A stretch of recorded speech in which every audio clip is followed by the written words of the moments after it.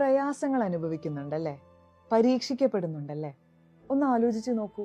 അള്ളാഹുവിന്റെ ഇഷ്ടദാസരായിരുന്ന പ്രവാചകന്മാരായിരുന്നു സർവ പ്രയാസങ്ങൾക്കും പാത്രമായത്. സ്വന്തം ഭാര്യയുടെയും സമൂഹത്തിന്റെയും ദൈവനിഷേധമായിരുന്നു നൂഹ് നബിക്ക് മേൽ വന്നു പതിച്ച പരീക്ഷണം. 950 വർഷം പ്രബോധനം നടത്തിയിട്ടും വിരലിൽ എണ്ണാവുന്നവർ മാത്രമായിരുന്നു അദ്ദേഹത്തിന്റെ വിളിക്കുത്തരം നൽകിയത്. സ്വന്തം പിതാവ് ദൈവനിഷേധിയായതോടെ ബാബിലോണിയെ വിട്ടുപോയ ഇബ്രാഹിം അലൈഹിസലാം അനന്തരം നമ്രൂദിന്റെ തീക്കുണ്ടത്തിലേക്ക് എറിയപ്പെട്ടു. തിമിംഗലത്തിന്റെ വയറ്റിൽ തീർത്തും ഏകാന്തനായിരുന്നു യൂനുസ് നബി. ഫിർഔനും ബനൂ ഇസ്രായേലും പ്രയാസങ്ങൾ കൊണ്ട് പൊറുതി മുട്ടിച്ചതോടെ മൂസ അലൈഹിസലാം നാടുവിട്ട് മറുദേശത്ത് അഭയം പ്രാപിച്ചു. ക്ഷമാശീലരുടെ മാർഗദീപമായ അയ്യൂബ് അലൈഹിസലാമിന്റെ ത്യാഗസ്മരണകൾ എത്രമാത്രം തീക്ഷ്ണമായിരുന്നു. മലയിടുക്കിൽ അന്നപാനീയങ്ങളില്ലാതെ ഉപരോധിതനായ ഹബീബ് സല്ലല്ലാഹു അലൈഹി വസല്ലമയെ കുറിച്ച് ഓർക്കുക. ത്വാഇഫിൽ കല്ലെറിയപ്പെട്ടവനായ പ്രവാചകൻ.